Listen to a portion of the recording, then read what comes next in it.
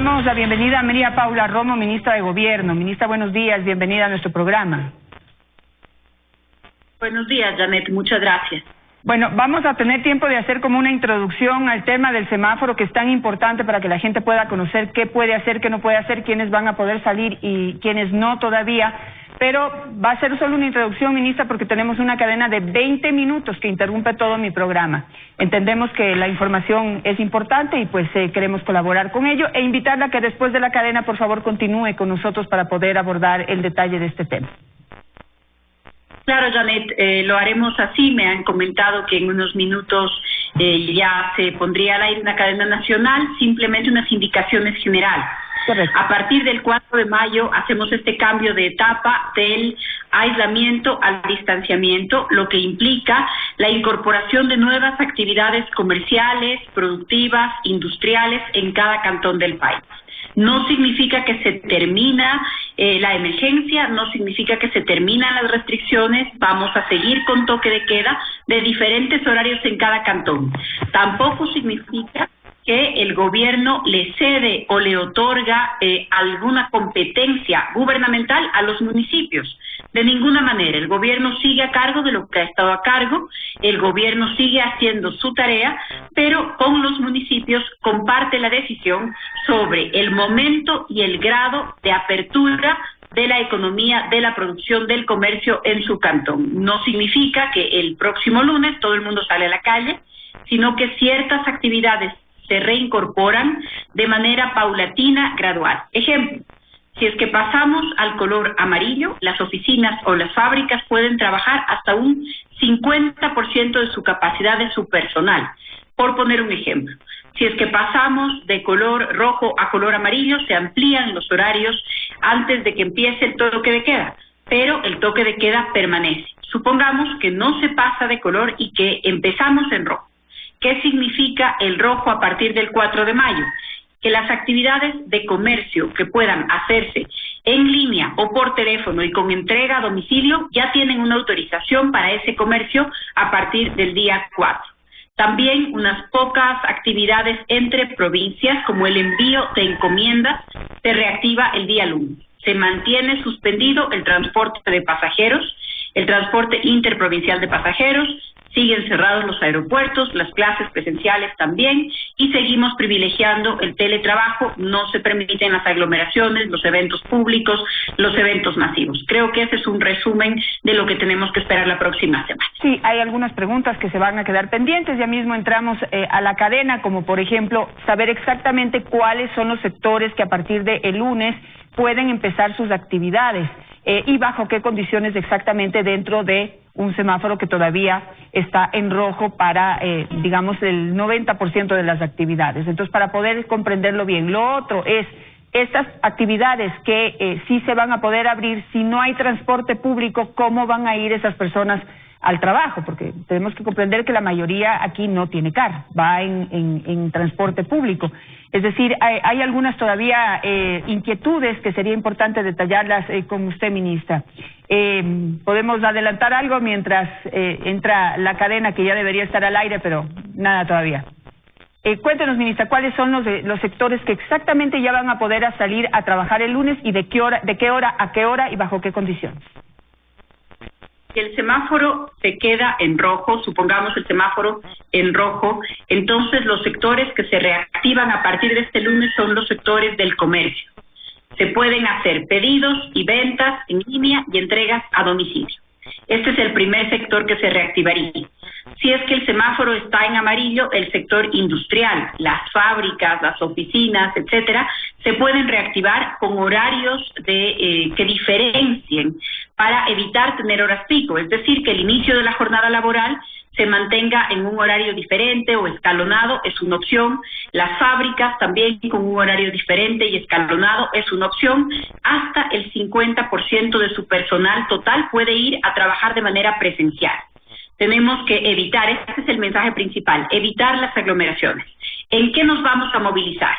Los taxis tienen un horario extendido hasta las 22 horas, según el número de placa, para el semáforo en rojo y los autos siguen con la misma restricción de placas, los autos particulares.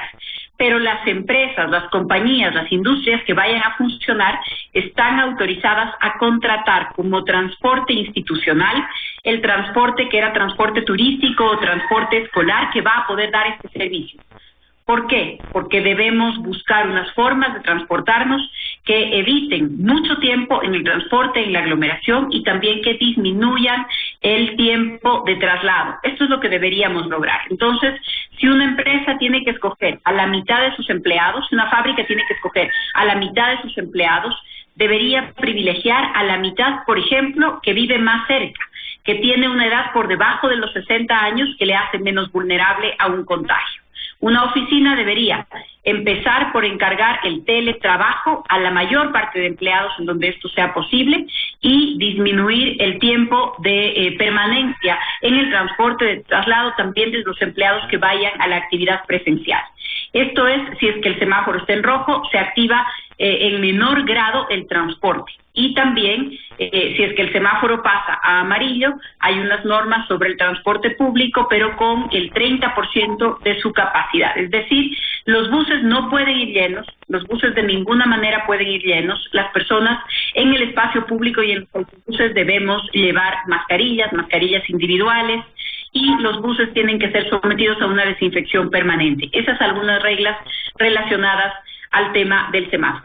Ministra, ¿podemos más o menos prever cuáles son los sectores que podrán empezar en caso de pasar a amarillo sus actividades? Usted habla del comercio, pero por ejemplo tengo una solicitud del sector de la construcción para poder la próxima semana hacer una primera evaluación. ¿Ellos van a poder entrar la próxima semana a trabajar y a reactivar sus obras?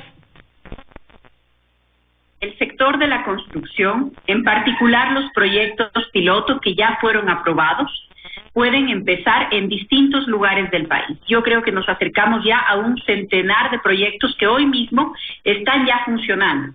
Tenemos y vamos a empezar con diferentes proyectos piloto para que cada sector de la economía tenga tiempo de adaptarse a estas nuevas reglas. Entonces, en el sector de la construcción tenemos más o menos un centenar de proyectos que ya a este momento se encuentran en ejecución. Estos proyectos podrán continuar la próxima semana. De hecho, ayer en el COE Nacional se dispuso que todos los contratistas que tienen obras de infraestructura sanitaria, hay lugares del país en donde estamos construyendo hospitales, hay lugares del país en donde estamos reconstruyendo hospitales.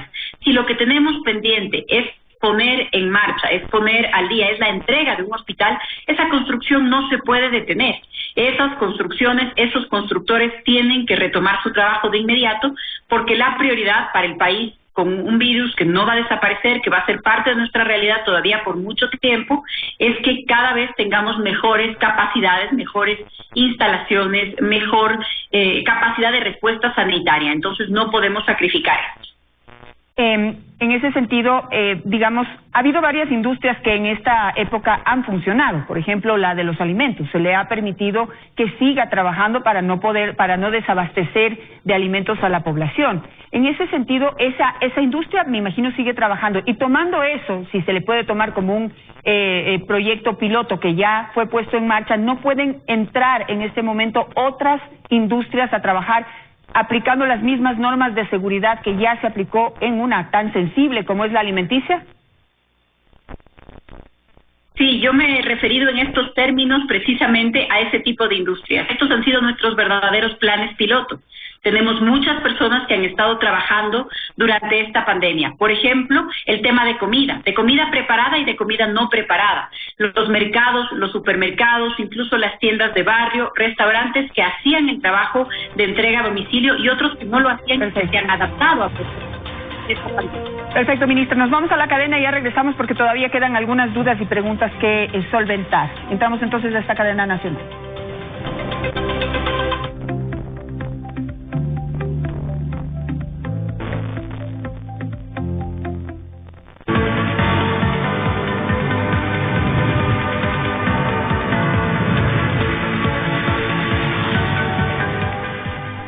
Buen día, queridos ecuatorianos. Empezamos la jornada de hoy, como todos ustedes, con esperanza, con fe, con optimismo y sobre todo con muy buenas noticias. Esta crisis ha mostrado a los verdaderos héroes de la patria, médicos, enfermeras, policías y militares. Pero también ha mostrado lo mejor de muchos funcionarios del gobierno, a quienes encargué, apenas empezó la emergencia, que recorran todos los hospitales, todos los centros de salud, dispensarios médicos, farmacias, para observar su funcionamiento y mejorarlo. Encargamos esta misión al vicepresidente Otto Sonnenhorst, al compañero Juan Sebastián Roldán, a Juan Carlos Ceballos, a Jorge Water, a Pedro Pablo Duarte, a Paul Granda, y logramos, miren ustedes, reducir las atenciones en emergencias. Logramos incrementar de 439 a 800 las camas de unidades de cuidados intensivos. Se disminuyó ostensiblemente las defunciones, como le pueden ver ustedes en este gráfico, y la tendencia de casos confirmados se ha estabilizado. Sí, compañeros. Estos avances nos llenan, sin duda, de mucha esperanza. Hemos atendido la emergencia sanitaria, y claro, lo seguiremos haciendo, pero ahora, con mucha más fuerza, atenderemos la emergencia humanitaria. Desde el principio, el MIES, liderado por Iván Granda, entregó más de 700.000 raciones de alimentos en todo el país. Ahora creamos la canasta solidaria para más de 8 millones de ecuatorianos. Vamos a entregar estas canastas de alimentos en todas las escuelas públicas, puerta a puerta en la casa, de los viejecitos y de los más desvalidos, de las personas con discapacidad, de todos quienes tienen enfermedades catastróficas y de nuestros niños más vulnerables. Les he encargado esta tarea al señor vicepresidente Otto Sonnenhorst y al secretario de gabinete Juan Sebastián Roldán, que ya dirigieron con éxito, como ustedes lo pudieron ver, la emergencia sanitaria, y sé que ahora lo harán mejor todavía en beneficio de los más pobres de Ecuador. El kit normal de víveres no perecibles, acompañado ahora por primera vez de un kit de víveres perecibles, verduras, legumbres, que son tan necesarias para la dieta. Este es el primer piloto, van a ser alrededor de 80.000 raciones durante 5 días en la ciudad de Quito, es donde nos vamos a concentrar para ver cómo funciona, y posteriormente vamos a desplegarnos en el país. Trabajaremos con Cervecería Nacional y más de 180.000 tiendas de barrio para llegar a los más necesitados. Para saber la tienda de barrio, el día y la hora en que puedes retirar tu canasta, debes ingresar a la página web www.tiendacerca.es. Lo repito, por favor, www.tiendacerca.es. Por último, a través del MIES, 140.000 abuelitos tendrán el pan en su mesa. Y seguiremos en los barrios periféricos con la campaña que ustedes conocen, Dar la mano sin dar la mano. Queridos compatriotas, su gobierno y su presidente seguiremos velando todos los días por el bienestar de cada uno de ustedes. Que tengan un buen día. El gobierno de todos. Amigos y amigas, muy buenos días, saludos cordiales y bienvenidos a esta cadena nacional dispuesta por la Secretaría General de Comunicación de la Presidencia de la República. De inmediato, el secretario general de Gabinete de la Presidencia, el doctor Juan Sebastián Roldán, quien ofrecerá información adicional y complementaria sobre este anuncio que ha dado a conocer el presidente de la República. Buenos días, secretario, adelante.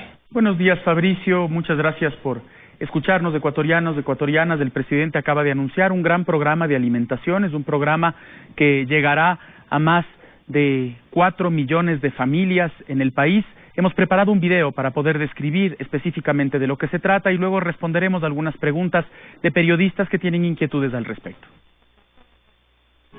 Miles de ecuatorianos en situación de vulnerabilidad se benefician con el Plan de Emergencia Nacional de Alimentación Canasta Solidaria, iniciativa gubernamental que consta de 4 ejes estratégicos. Canasta solidaria en escuelas. En escuelas fiscales, padres de familia de escasos recursos recibirán colaciones escolares. La canasta estará conformada por leche, jugo, barra de cereales, bocaditos, granola y masa horneada. Serán 1.300.000 kits que asegurarán el desayuno de niñas y niños por 18 días. Canasta solidaria en tiendas de barrios. Con el apoyo de Cervecería Nacional se distribuirán 2 millones de canastas solidarias en distintas tiendas de abasto. Familias de estudiantes de escuelas públicas de la costa serán las beneficiarias de este kit alimenticio.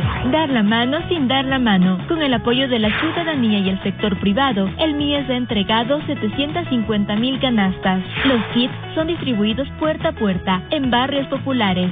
Su contenido consta de alimentos y productos de primera necesidad. Canasta solidaria para viejecitos. 140,000 viejecitos con necesidad de atención prioritaria recibirán una canasta con alimentos. La entrega de los kits se realizará directamente en los domicilios de los viejecitos. Con solidaridad, juntos saldremos adelante. El gobierno de todos.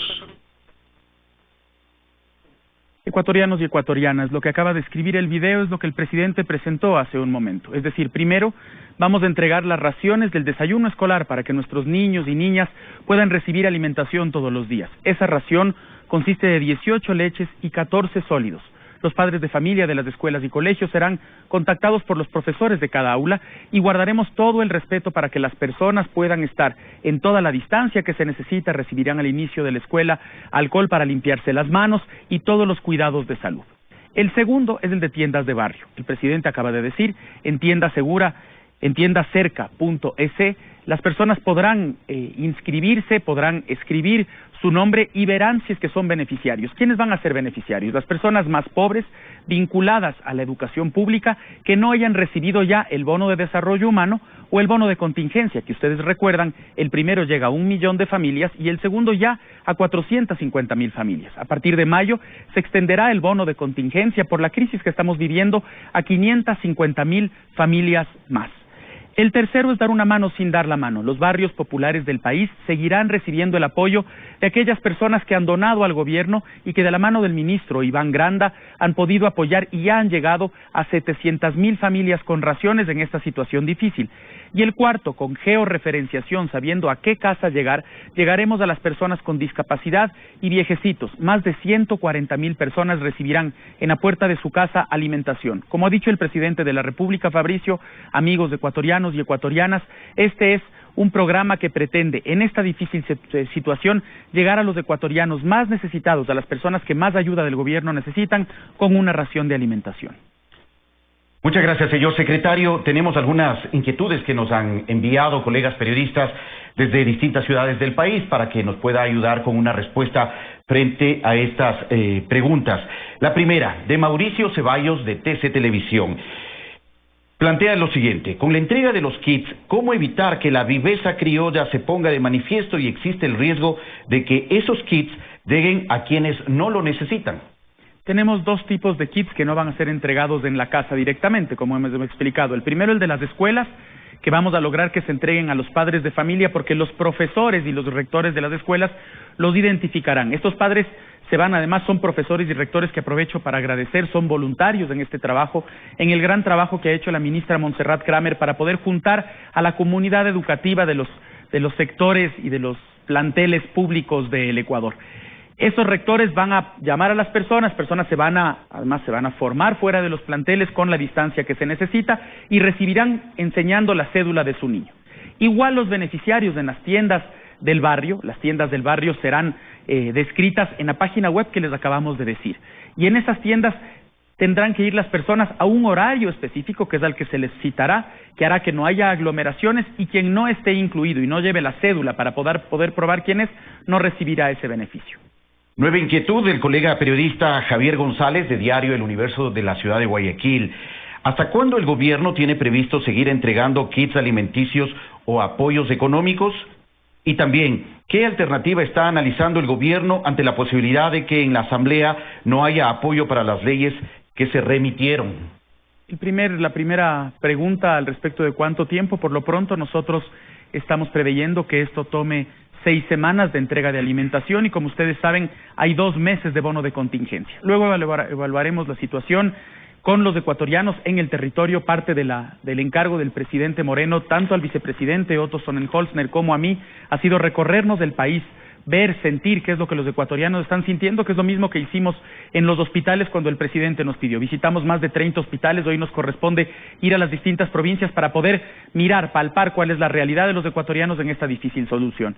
Y lo segundo, como ha dicho la ministra de Gobierno, las leyes son fundamentales para que el Ecuador salga adelante. La ley humanitaria nos permitirá tener un nuevo tipo de economía, acuerdos que permitan que el arrendatario no se quede sin arrendar su lugar y la persona que está arrendando una casa pueda acceder al arriendo, llegando a un acuerdo, bajando el precio y los dos beneficiándose. Es decir, es una ley que nos permite a todos llegar a un acuerdo. Y les pedimos a los que más tienen, a las personas, a las empresas que ganaron más de $1 millón hace 2 años, que aporten con el 5% de eso. Y a los ciudadanos que tenemos trabajo, que aportemos, si ganamos $500, con $2. Si ganan $50,000, con $12,000. Es decir, el que menos tiene, menos aporta, el que más tiene, más aporta, porque hoy es el momento de la solidaridad, de salir todos juntos. Estamos seguros y tenemos la esperanza de que en la Asamblea haya una conciencia real del difícil momento que vive el Ecuador y que con esa conciencia y la responsabilidad del caso las 2 leyes sean plenamente aprobadas.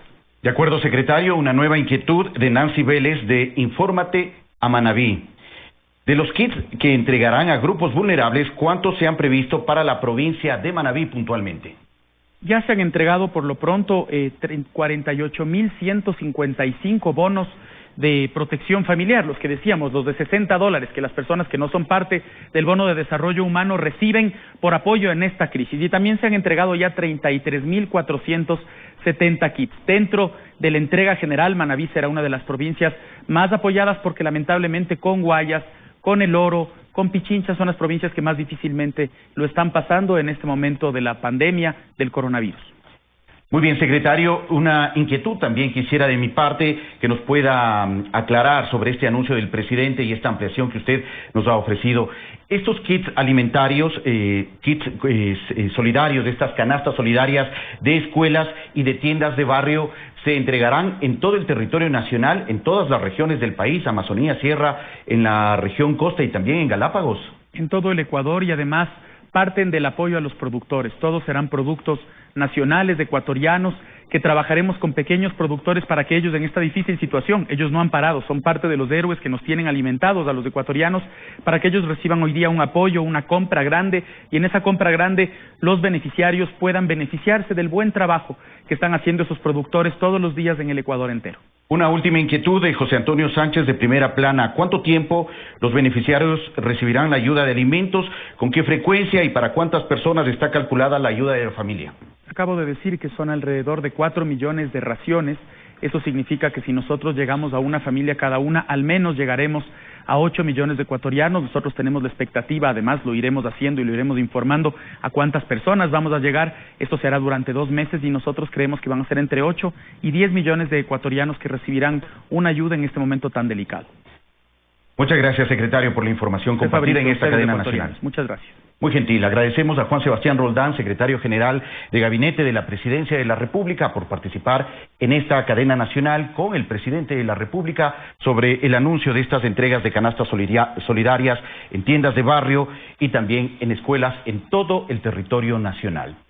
Terminamos aquí esta cadena nacional dispuesta por la Secretaría General de Comunicación. Buen día a todos. Espacio dispuesto por la Secretaría General de Comunicación de la Presidencia.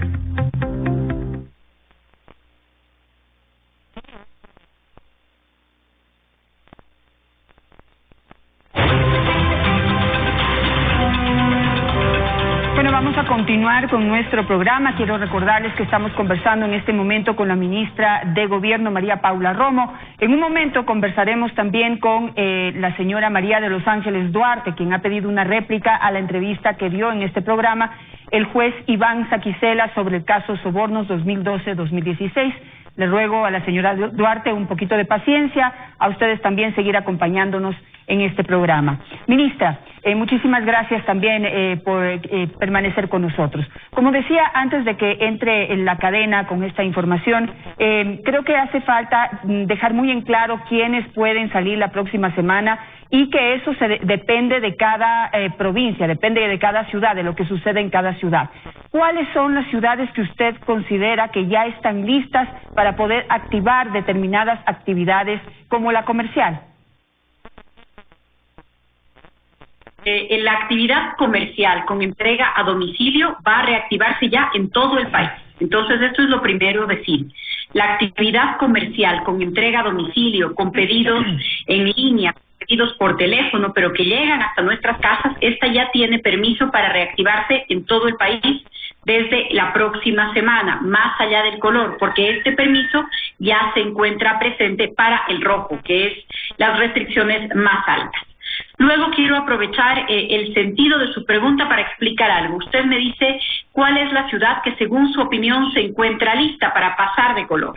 Aquí es importante eso. Ni la opinión del COE, ni la de la ministra, ni la del alcalde es lo que debe primar, sino la información que tenemos. ¿Cuál es la información y las recomendaciones expertas sobre en qué momento estamos?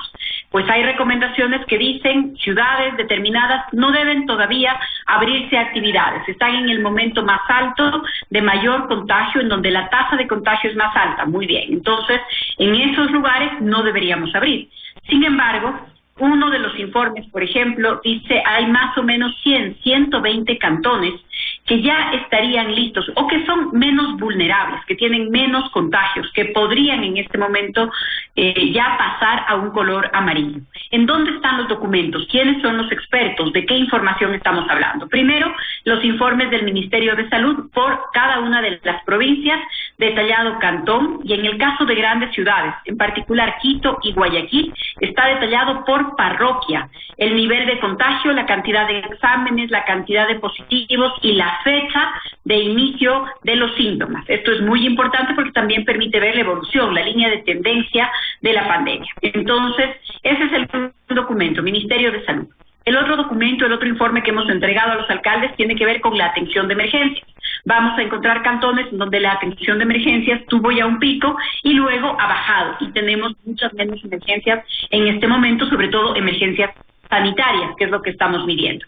El otro documento es el documento de policía, y este es un dato importante: violencia. En muchos casos ya el peligro no está solamente fuera de la casa por el virus, ya hay un peligro que está dentro de la casa. Hemos tenido casos realmente lamentables de niños, de niñas, adolescentes, inclusive asesinados durante este periodo de aislamiento. Las primeras semanas, muy pocas novedades. Las primeras semanas bajaron la cantidad de incidentes, incluso de llamadas a la policía.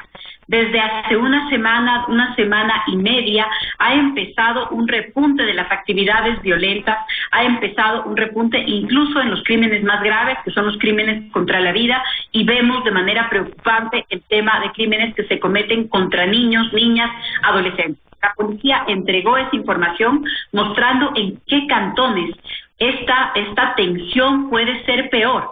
Entonces, consideramos como un elemento que también cada alcalde, cada COE cantonal debería analizar. Finalmente, en un estudio muy completo, la sala situacional del COE, conformada por el IGM, por varias universidades, por expertos, hacen un análisis de no solamente la tasa de contagio, sino la vulnerabilidad de un cantón por su cercanía a otro. Esto es precisamente lo que nos indica que no podemos todavía abrir el transporte interprovincial de pasajeros. Una de las recomendaciones es evitar los contagios externos, ya sea de otros países, ya sea de otras provincias. Por eso el transporte interprovincial de pasajeros va a permanecer cerrado para todo el país como disposición nacional. Perfecto. Entonces, para que en cada cantón y en las ciudades grandes como Quito y Guayaquil podamos saber en cada parroquia, en qué parroquia sí podemos salir o no podemos salir, o va a haber se puede reactivar con más intensidad esta actividad comercial, en principio, ¿dónde encontramos esa información? Es decir, ¿dónde están esos documentos o dónde están esas disposiciones, o cómo nos contactamos con cada autoridad? ¿Cuál es el proceso? ¿Cómo procedemos como ciudadanos? Existe una página web global que es Coronavirus Ecuador. En esta página está toda la información. También cada institución tiene su propia información. Por ejemplo, el informe de policía también está en el Ministerio de Gobierno. A través de todos los gobernadores, hoy día, pudo haber llegado ya ayer en la noche, a cada alcalde se le está entregando el informe por provincia. En la página Coronavirus está el informe completo elaborado por el IGM y esperamos ser notificados. Hoy día es jueves, mañana viernes. Hasta el día de mañana se puede tomar la decisión sobre qué color del semáforo decide cada COE cantonal. El momento en el que seamos notificados daremos mucha información para saber qué ciudad se encuentra en qué color, tanto en la página web, pero también utilizando las cadenas nacionales, los espacios de la prensa, para que, de nuevo, cada persona, cada habitante en cada cantón tenga clara esta información. Por cierto, les hemos pedido a los alcaldes de todo el país, a las prefecturas en todo el país, que todos intervengamos en un esfuerzo de comunicación, no solamente para saber qué color y qué puedo hacer, sino para saber cuáles deben ser mis nuevos hábitos por el coronavirus. El lavado de manos, la desinfección del espacio de trabajo, la desinfección de la casa, cómo hago para limpiar la comida, los vegetales, lo que yo compro fuera de la casa y traigo luego a la casa, los cuidados especiales para los adultos mayores, estar pendientes y monitorear los posibles síntomas, estar pendientes de la fiebre, estar pendientes de la falta de olfato, de la pérdida de olfato o gusto. Todo esto es parte de lo que tenemos que aprender, de las campañas de información que necesitamos para esta nueva etapa. Necesitamos estar más pendientes, más alertas, más disciplinados, más organizados que nunca. Le iba a mencionar, ministra, bueno, habría que explorar la página web que usted menciona. Ojalá la información sea fácilmente entendible, digerible, no muy técnica, para como ciudadanos poder, desde nuestra propia iniciativa, poder saber qué podemos hacer, qué no podemos hacer o en qué estado estamos, dependiendo de la parroquia o la ciudad donde vivimos. Es un reto grandísimo para la parte de comunicación, porque hay que integrar en este sentido a los alcaldes y a los prefectos y también, digamos, a los alcaldes de cada cantón, no solo a los alcaldes de las grandes ciudades. En ese sentido, pues, ¿cómo se está haciendo la coordinación? Porque ya vamos a depender de la exactitud de la información que provean estas autoridades ya de mandos medios, por llamarlos de alguna manera mandos medios o más bajos, tomando en cuenta pues la pirámide desde el gobierno. ¿Cómo se está haciendo esa coordinación? Hemos tenido varios espacios de coordinación, de discusión con los alcaldes, con los prefectos. Yo quiero señalar que tanto los representantes del CONGOPE, que es el Consorcio de Gobiernos Provinciales, como de la Asociación de Municipalidades del Ecuador son parte del COE Nacional. El COE Nacional no es solamente el gobierno central. Los representantes de los alcaldes y de los prefectos asisten a diario a las reuniones del COE, hacen parte de las decisiones, se pronuncian, intervienen en todos los temas, porque los gobiernos seccionales tienen competencias concurrentes en el momento de una crisis, cada uno en el marco de sus competencias, cada uno en su circunscripción, pero los gobiernos seccionales han estado vinculados a la gestión de la crisis desde el primer día. ¿Cómo estamos trabajando? Bueno, con mucha comunicación, con líneas directas de comunicación con todos ellos. No es una fase sencilla y yo quiero decir que no es solamente responsabilidad de los gobernantes, ni de los gobernantes nacionales, ni de los gobernantes locales. Hay una responsabilidad y un desafío muy fuerte, muy importante para cada institución, para cada empresa de cualquier tamaño, para cada familia, para cada individuo. Porque es mucha la responsabilidad que está en nuestras manos, de cuidado personal y también de cuidarnos para cuidar a los otros. Nuevos hábitos que no son fáciles de adquirir, no son sencillos de adquirir, pero que debemos tomar conciencia de que de eso depende la salud de nuestra familia y de nuestra comunidad. Un gran esfuerzo de comunicación y también un gran esfuerzo de disciplina propia, de organización comunitaria, y esa es otra fase también de la que ha hablado el ministro de Salud. No es solamente la gran atención en los hospitales, ya de los casos que se agravan, de los casos que requieren, por ejemplo, cuidados intensivos. Es un trabajo de red, es un trabajo de médico del barrio, de dispensario médico, es un trabajo de centro de salud para identificar de manera temprana los síntomas, posibles contagiados, aislarlos y que puedan tratarse en casa, como sucede con más del 80% de quienes llegan a contagiarse de esta enfermedad. Tomar en cuenta, ministra, que pues no solamente la televisión o los medios formales deberían ser considerados, tampoco las redes sociales. Hay que tomar en cuenta que la gran masa de la población quizás está distraída en otras actividades y no está pendiente de estos espacios. Allí, por ejemplo, se podrían reactivar otro tipo de comunicaciones como el perifoneo, por ejemplo, dentro de los pequeños cantones. ¿Se está considerando esas otras comunicación alternativa que incluso hasta es más barata? Claro que sí, comunicación alternativa, perifoneo, lo hizo la Policía Nacional, por poner un ejemplo, al inicio de esta crisis. Comunicación en el boca a boca, comunicación con los líderes de la comunidad, con los líderes barriales, que conozcan cuáles son las medidas a aplicar, cuáles son las precauciones para que a su vez, a través de las redes de comunidad que tenemos, que en este momento también por el aislamiento se encuentran en algunos casos pues interrumpidas, nuestros espacios naturales de encuentro ya no son esos espacios naturales, estamos con otras vías, con otras formas, con otras fuentes de información.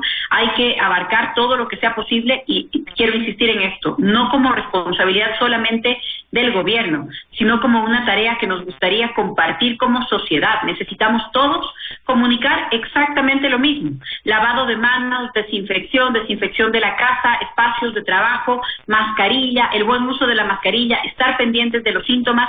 Esto tiene que ser repetitivo y casi cansón para que adquiramos estos nuevos hábitos que son la mejor forma de cuidarnos que se conoce por el momento. Ahora, también quisiera saber si es que la situación, digamos, de cada cantón, de cada ciudad, depende de lo que sucede y de cómo se comporta la población. ¿Qué quiero decir? Supongamos que una ciudad pasa de rojo a amarillo y en algún momento de amarillo a verde, no sé, que va mejorando. Pero si la curva de la enfermedad vuelve a subir, ¿tenemos que volver al aislamiento o cómo prevé usted que puede suceder de aquí en adelante las cosas? Exactamente como usted lo ha dicho, y lo dijo el presidente Moreno el primer día que habló de esta transición, de este paso del aislamiento al distanciamiento. Ninguna medida es definitiva, ninguna medida es irreversible.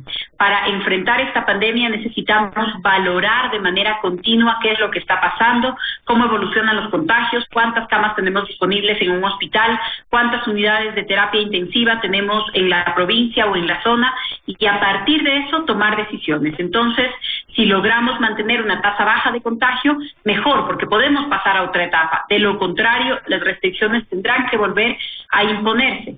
Y también una cosa que es muy importante, Janet, a propósito de su pregunta, también es importante que tengamos claras cuáles son nuestras expectativas. Los contagios no van a parar. Los contagios no han parado ni con aislamiento total, ni van a parar con la próxima etapa. Durante un tiempo todavía los contagios se van a mantener. No podemos pensar que nuestra expectativa es contagio cero. No estamos todavía en ese momento. Nuestra expectativa es que los contagios se produzcan de manera paulatina, de manera que no sea una gran escalada, para que no sobrecarguemos el sistema de salud y que el sistema de salud pueda atender los casos más graves, las personas más vulnerables, quienes tienen enfermedades preexistentes, las personas de mayor edad. Esto es indispensable que tengamos claro. No es posible llegar a un escenario en donde el riesgo sea cero. El riesgo cero solamente se dará en el momento en el que exista una vacuna y esa vacuna se haga masiva y que empiece a circular por todos los países y que todos los ciudadanos podamos ponernos esa vacuna. Solamente en ese momento estaremos hablando de un riesgo ya completamente reducido o muy controlado. En este momento los controles dependen de nosotros, los controles y la velocidad del contagio depende de nuestro comportamiento. Ministra, simplemente para terminar, creo que es importante que usted repita la página web en donde como ciudadanos podemos consultar cuál es la situación del cantón o la ciudad en donde vivimos, en qué etapa está el semáforo y qué podemos hacer y qué no podemos hacer. Y que ahí se nos recuerde también todas estas normas de seguridad, de autoseguridad, lo voy a denominar, para poder evitar o disminuir el riesgo de contagio que, como usted dice, no ha desaparecido. Sí, la página es Coronavirus Ecuador. Esta página es la que me sale inmediatamente como opción cuando entro a Facebook, por ejemplo. Cada persona que entre a Facebook en el territorio ecuatoriano le sale la sugerencia de enterarse sobre el tema de coronavirus, me lleva directamente a esa página. Si busco Coronavirus Ecuador, me lleva directamente a esta página. Solamente una alerta. La información definitiva solo la podremos cargar el momento en que recibamos la comunicación, la confirmación de cada COE cantonal de cuál es su color. Todavía no hemos recibido ninguna, todavía no tenemos ninguna. Esto era de esperarse porque estábamos entregando la información. Seguro los alcaldes están haciendo las consultas con los especialistas, por lo tanto las decisiones empezarán a tomarse y a informarse los días de hoy y mañana para que el fin de semana podamos organizar lo que será nuestra próxima semana. De nuevo, las recomendaciones. No estamos recuperando normalidad, no estamos recuperando actividades sociales, culturales, visitas, paseos. Por favor, nada de eso todavía lo podemos hacer. Lo que estamos es frente a una recuperación paulatina, prudente, de actividades actividades comerciales productivas, una reactivación de la economía, porque es muy importante encontrar un equilibrio entre los cuidados de la salud y también el cuidado de la economía. De lo contrario, la crisis económica puede convertirse en una crisis más grave que la propia crisis sanitaria. Esta es la alerta que en el mundo entero se prevé. Esta es la alerta y este es el escenario al que el gobierno está respondiendo. ¿Qué vimos en la cadena? Un gran programa de alimentación, porque el día que volvamos a recuperar las actividades económicas no será inmediato que todos los espacios de trabajo, que todas las fuentes de empleo o que todas las fuentes de recursos se recuperen de manera inmediata. Vamos a ver todavía las consecuencias de lo que ha sido un cierre global, de lo que ha sido un aislamiento de todo el mundo literalmente. Entonces, tenemos que enfrentar esta próxima etapa con disciplina, pero cuidando también la reactivación de la economía, cuidando las empresas, cuidando los empleos, porque de lo contrario la crisis va a adquirir nuevas dimensiones. Gracias, ministra, por estar esta mañana con nosotros con esta importante información, en donde quisiera destacar la responsabilidad que tenemos cada uno de consultar en qué estado está nuestra ciudad y nuestra parroquia, y por favor de colaborar con la autoridad, en este caso local. Necesitamos